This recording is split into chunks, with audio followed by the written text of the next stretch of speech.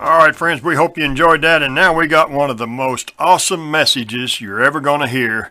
And this is Dr. David Gibbs, and he's talking about listening to his voice. Here's Dr. David Gibbs. Those of you who know me and know I do not like to get up in the morning. Brother Gerald, I'm not a morning person. Stay up all night? No problem. Stay up 2 nights? No problem. But once I go to bed, I don't like getting up. Now, I get up. I don't like getting up. How many of you do not enjoy getting up? Hold your hand. There you go. You shall reign in the New Jerusalem. You will. Yeah. That's what the Bible says. Hey, it says there'll be no more night. You'll never have to get up, right? I mean, we're not going to have that. I have a 6 a.m. flight. To get a 6 a.m. flight, I got to get up at 3 a.m. I get to the airport. I'm just chugging away, getting the day done. Man, I'm picking up all the emails wirelessly in the airport that have stacked up in the night. And they made an announcement, kind of a neat announcement. They said, this is the maiden flight for a brand new airplane that our airline has just purchased. We're going to buy a bunch of them, but this is the first one. And you get to fly on it for the first time. And because you're the first passengers to fly on it, everybody is getting 500 extra mileage points. I thought, neat. Looked out there in the dark, beautiful, shiny, big airplane. I thought, boy, that's a slick-looking airplane, isn't it? They start loading. I get on, turn down the aisle, and something happened looking down that aisle. I looked at the seats. They were the smallest, most ridiculous seats I've ever seen. I don't know who they're building them for. How many of you know they're making the seats smaller this way? And most of us, I tell them, once I'm in this seat, I do not need a seatbelt. I really don't.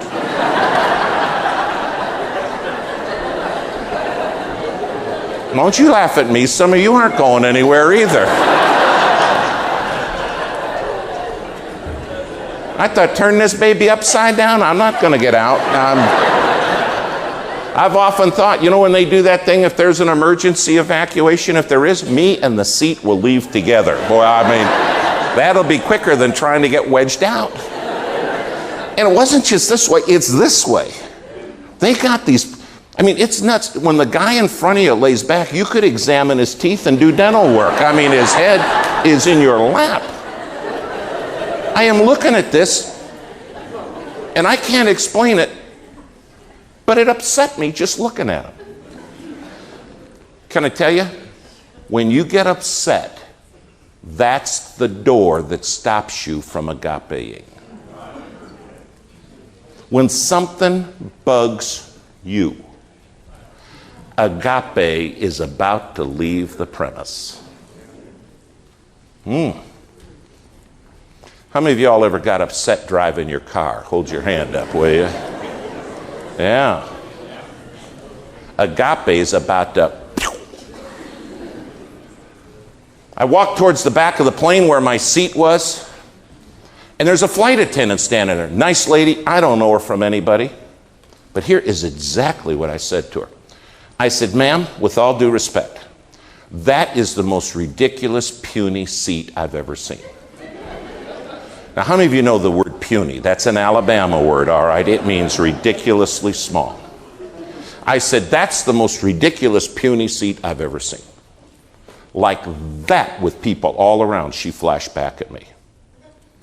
I didn't say anything to her personal. I just said, that's the most ridiculous, puny seat I've ever seen. Like that, she said, well, you could lose weight, you know.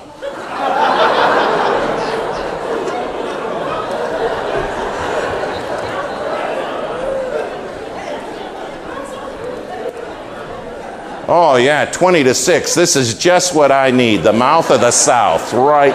Kaboom. I want to tell you, when she said that, I lost it. She said, you could lose weight, you know. I said, you know what, you're right, and you could get prettier.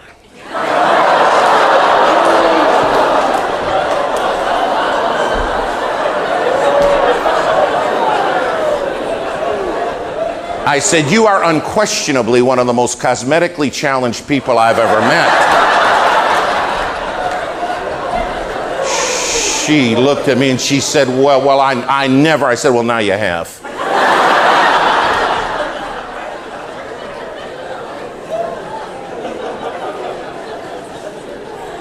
You say, what about kind? What's that got to do with anything? She started it. Now, it didn't help that probably a dozen people around me started applauding. They say, hey, that was good. And there's an old boy there who gets out his pennies. I want to write that down. What'd you say now? I want to warn you, I'm sinning and I feel wonderful. Most of the time, when you're not kind, you feel great and totally justified. The believer is never justified, never, in being unkind.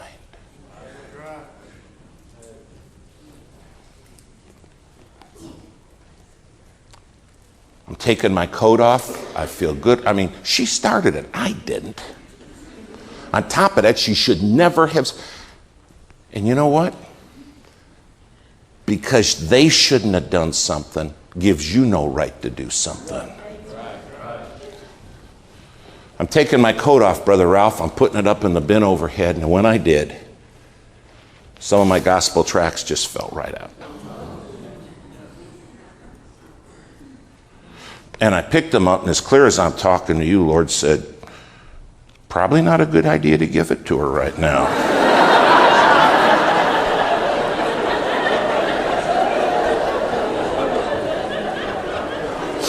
And I said, no, not right now, no. Can I tell you something? The world doesn't want to hear what you've got to say until you agape. Your voice is an irritating noise until that agape is there. Guy sitting there next to me said, man, you really blitzed her one good. I thought, yeah, that's wonderful. I made my way back up to the front, Brother Ralph. A job, because people are coming down the aisle and you have to keep stepping in seats to work your way back up. And I got up by her and I said, can I talk to you a minute? She's still crying. She turned around. She said, I've really heard quite enough from you. I said, I know. But I'm here to ask you to forgive me. I said, what I just did to you, my faith forbids. What I just did to you was a sin. I am really sorry. Will you forgive me?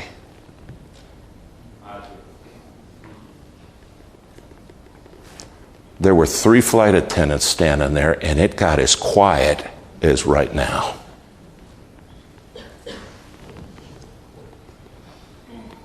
Two people sitting over here. Guy said, did he ask him to forgive? She said, you want me to forgive you? I said, yeah. She said, mister, I've been a flight attendant for 22 years. And in 22 years, nobody's asked me to forgive them. I said, well, I am right now. Because what I did to you broke the heart of God. I told her, I'm without excuse. I know better. Forgive me. I said, I wouldn't blame you for not taking this, but don't hold me against this, okay? I said, would you take it? She said, yeah. The 2 behind her, one spoke up and said, have you got any more of those?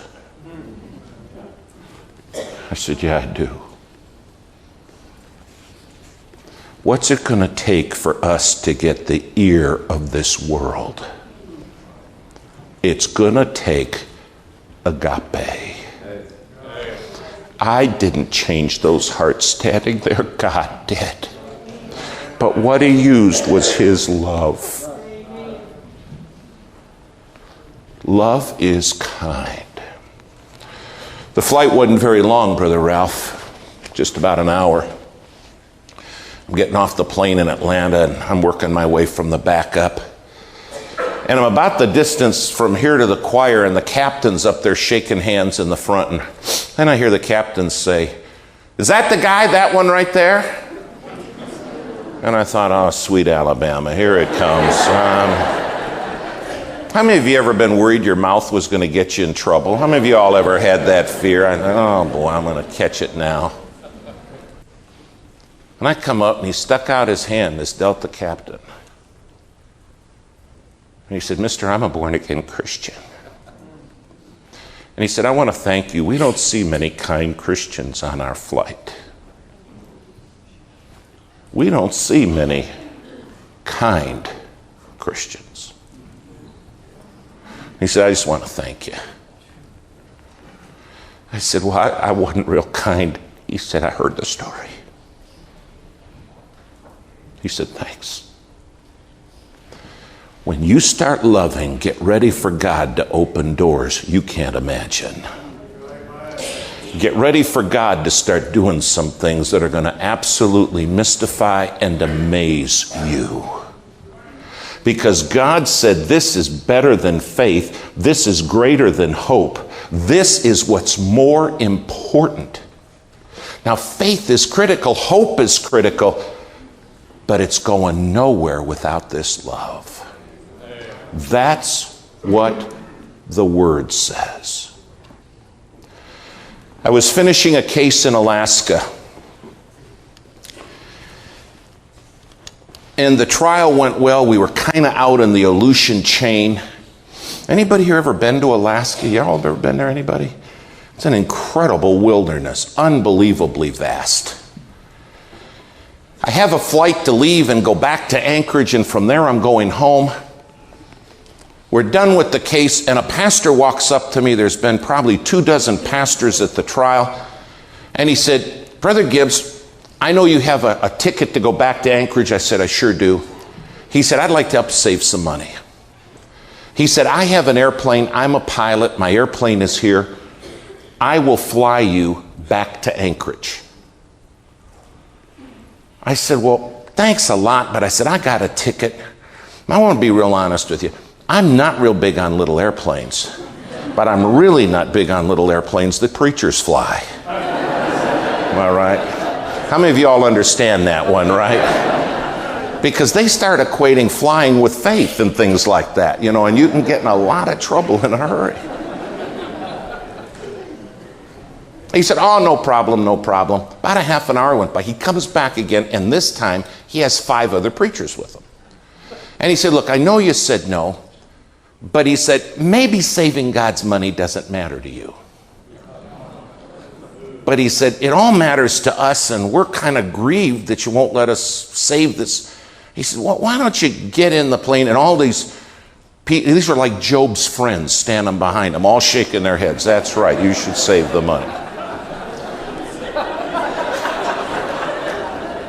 And I'm kind of like feeling trapped. Have you ever felt trapped? I mean, have you ever done something that you had a feeling about that maybe you shouldn't do? Well, this was that. I said, "You know, I really," he said, "No, come on." He said, "Now the guy I'm with didn't help." He said, "Well, come on, we could save that money. That's probably," I'm like, "Get on my side. I mean, this." And finally I gave in. I said, "Okay." Next thing I know, we're on our way out to the airport, and we go see his little plane, and it's kind of a nice looking plane. It's shiny, and I think that's good. How many of you are going to fly in a plane would like it to be shiny versus not shiny, right? And I thought shiny is good. It's got 2 engines. Now it's a little different. One engine's in the front and one's in the back.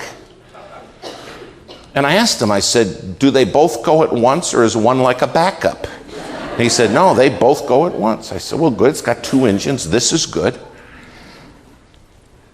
And I'm praying heavy duty. How many of you ever prayed because you knew you were probably doing something that maybe you shouldn't do. And you're saying, God help me anyway, okay? Have you ever been speeding and say, please, Lord, don't let me get a ticket? You know what I mean? It's that kind of prayer, okay? Now I'm looking at this, and my friend hits me on the sleeve, and he says, this is a good-looking plane. See, you were upset over nothing. I said, yeah, maybe. He said, you're just a nervous Nelly. It's going to work great. I said, yeah, maybe. Pilot gets in. I get in. My friend gets in the back seat. And I'm looking at it, and it all looks pretty nice to me. And plane starts right up. I think that's a good sign. You know, I thought, man, these engines start right off. That's good. And then I said to him, I said, do you talk on the radio? Is that how you get out of here? He said, no, these are all uncontrolled fields. He said, you don't use the radio. And then he said something that kind of bothered me. He said, in 20 years, I've not used the radio. I said, you fly without using the radio? He said, yeah. He said, a lot of pilots, and I later found out a lot of pilots in Alaska fly bush style, and they don't use the radios very much, or at all. Well, he taxis the plane out, and it goes out pretty nice, and I thought, seems like he handles it good. And then he explains, he said, we want to bring the rear engine in first to make sure it's up to power, then we're going to do the front engine. And I thought, boy, that sounds good to me. Yeah, it's like professional. And down the runway we go. It is wonderful. The plane lifts off. Just severe smooth. I mean, it's wonderful. We fly up into the air, maybe 150 to 200 feet, and we go into the clouds. And then something happened that I wish never to have happen again. We go into the clouds, and we're not in the clouds 10 seconds. And the preacher flying the plane says, I'm losing it. I said, you're what now?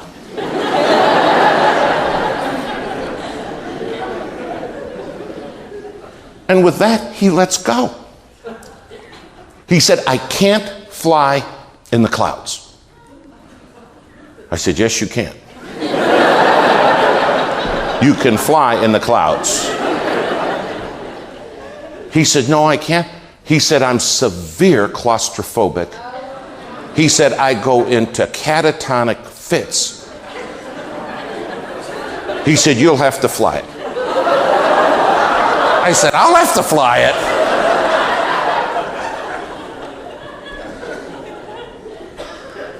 I looked at him and I said, you hear me, you can fly this plane. You will fly this plane. No one else here can fly this plane. You will fly this plane. And with that, his eyes go like the little slits. And he starts mumbling, Jesus save us. Jesus save us.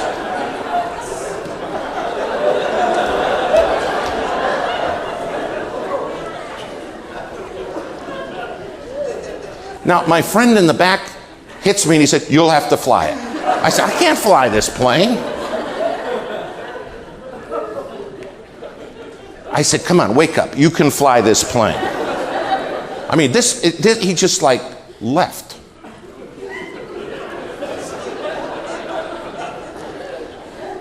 He opens his eyes a little and he said, I didn't know there were any clouds.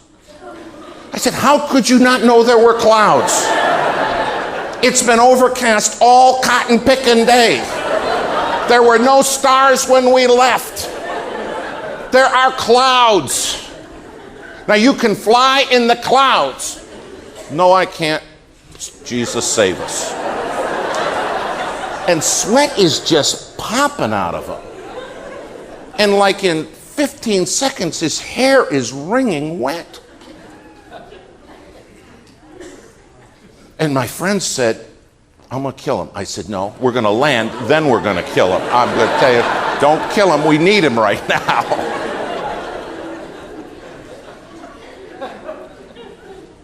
He just absolutely went catatonic and checked out. And here we are with this airplane. Now, my friend came up with an idea. He said, look, you fly it. And never having done this before, we are now doing a lot of this. All right? I mean, you don't really, that is just not easy to get this thing doing this. It's kind of, and we're discussing this. And there's one little instrument there that I now know is called the artificial horizon. We said, let's just use that one. Because I think that's supposed to tell you where the ground is. And we'll just, so we're kind of going along like this, porpoising our way through the clouds. And I'm still talking to this guy saying, come on, wake up. You can do this now. My mother would want you to do this. Get in here.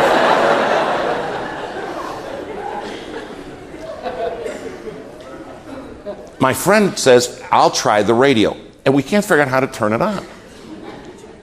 Did not know that a button that doesn't say anything, you're supposed to push it. So now we're just like pushing lots of buttons. And some unusual things are happening.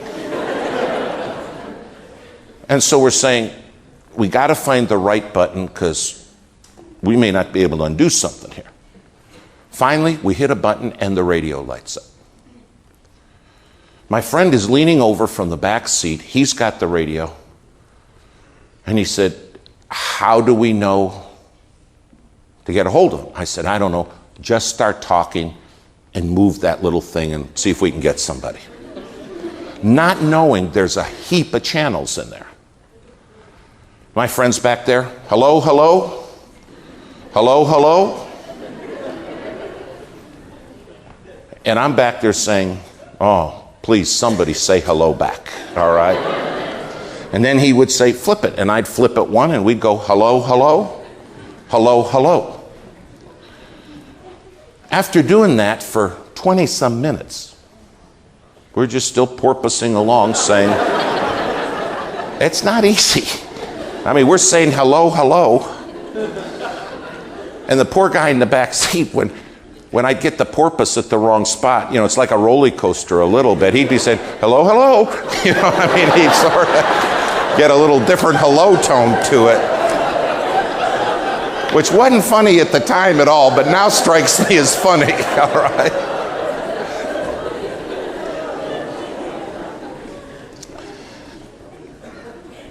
Finally, we hit one channel and he says, hello, hello. And miraculously, a 747 freighter flown by Flying Tigers Airline is crossing the Pacific that night. And in turning channels, we later found out, on the way to his channel, he hit the one we're saying hello on. So he comes back and says, hello, hello, what are you doing? Oh, we said, glory to God, don't leave. We said, look, I don't know how to fly this. He said, you mean you don't have a pilot? I said, well, we got one, but he's fundamentally useless, all right? That's what I told the guy. He's of no value right now. And I'm flying this, and we don't know what to do. Can you help us? Now, he's very helpful. He said, listen, I can tell by my range meters here that we're separating from you. And he said, we're going to be losing you shortly. Then he said this. He said, I'm going to give you some information that can save you. But he said, it's not going to do you one bit of good if you don't get it right. Don't you ever forget. We got some information that can save us. But it doesn't do any good if you don't get it right. I said, okay, I'll write the numbers down. My hand is just, and I said, I can't write. The guy in the back is trying to write the numbers. He's having the same problem. Now, we're still doing this too. So we write these numbers down. Then here's what he said. He said, you got to leave me and get them. He said, we've already called Anchorage. He said, they're looking for you. And then that Flying Tigers co-pilot said, we're praying for you guys.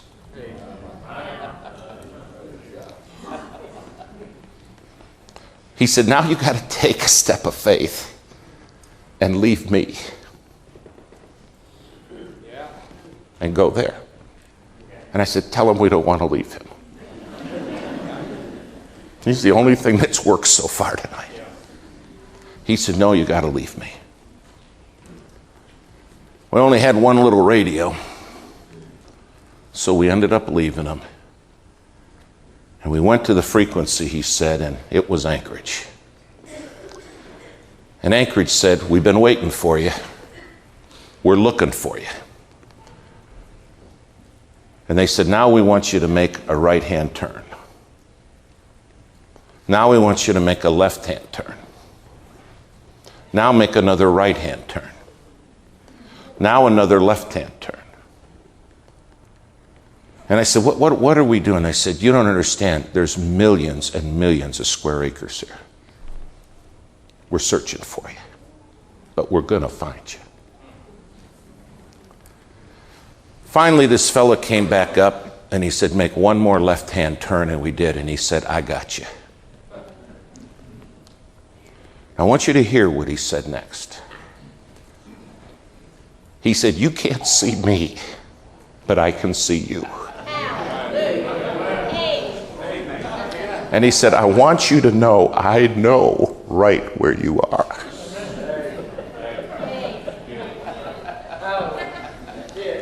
Now he said, as long as you will follow my voice, I'll bring you home.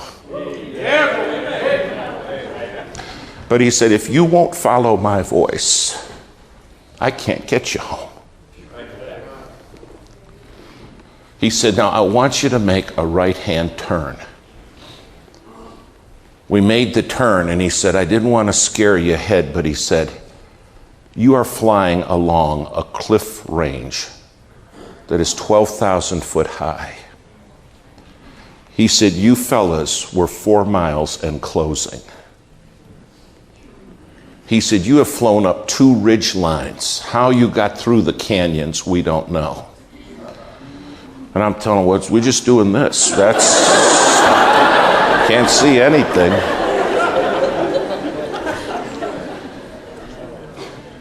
Now he came back and he said, I'm going to bring you home.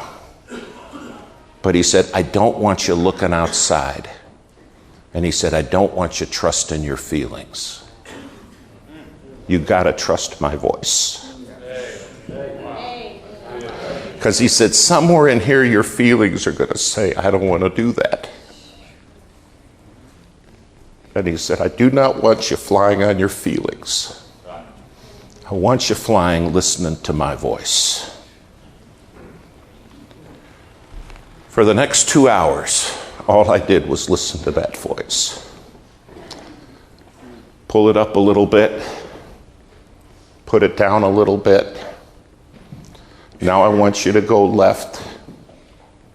And then he'd say, now we're going to shake for a while, because he said, I'm taking you through a pass. And he said, it's going to shake pretty good. But he said, I'm there.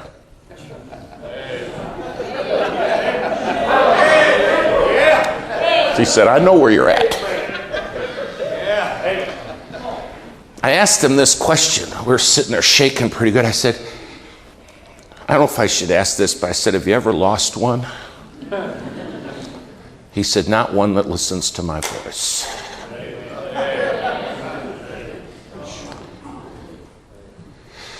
Finally, he said, guys, we've cleaned everybody out. He said, you're only 40 miles from the airport now. But he said, we got a little problem. We're below minimums. I said, what's that mean? He said, the weather's down. But he said, I'm bringing you in. He said, you got to listen to me. He said, we got a bunch of freighters and passenger planes that are waiting to refuel that are in the air circling. And one of them wants to talk to you. Next thing I know, here's a guy. He said, I'm a United captain. We're praying. Take her home, boys. Take her home. Another guy came up. I'm this. And then the guy with the voice said, you got a host that's watching you.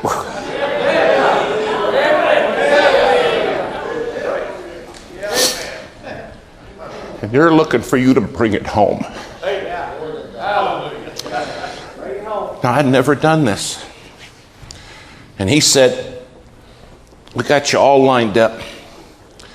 And he said, you're going to come right down. And he said, you're going to scare yourself. I said, I've been scared all night. I mean, this is all right. And by now, I've kind of given up on our pilot friend here. He's just, Jesus save us, Jesus save us. And I'm like, I hope he's praying. I hope he's not having a fit. But I just pray. And he said, guys, and I didn't know this. Pilots would. He said, to get home, I got to bring you by the cross.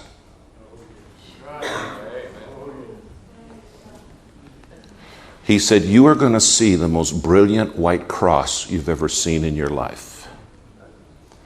He said, it's at the end of the runway.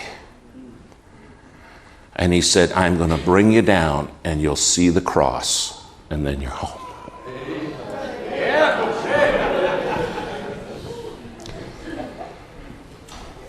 Down we went. And he kept telling me, you're just a little bit from the cross now. Stay with me. Stay with me. And boom, up came these lights. And it was a white cross. And then boom, we hit the ground. Now, I didn't understand that there was a spring in that landing gear. So I hit the ground and we went airborne again. And now the pilot wakes up. And he says, I'll take it from here. I said, don't you touch nothing.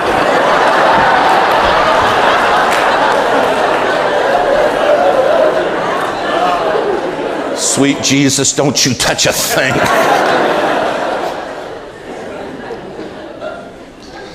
Aside from taking out a pretty good row of landing lights and nudging one building, we landed totally unharmed. Totally. The next morning, about 10 o'clock, there's a knock at my door. And I open the door. There's a guy standing there. I don't know him. And he says, hi, David. I said, you're the voice.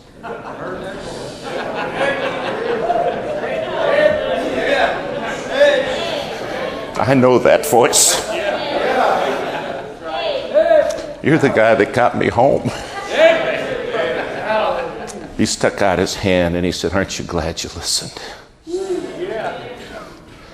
You know what? God says, you got a simple choice. You can try doing it your way, or you can do it by his voice. He says, without this love, we're nothing.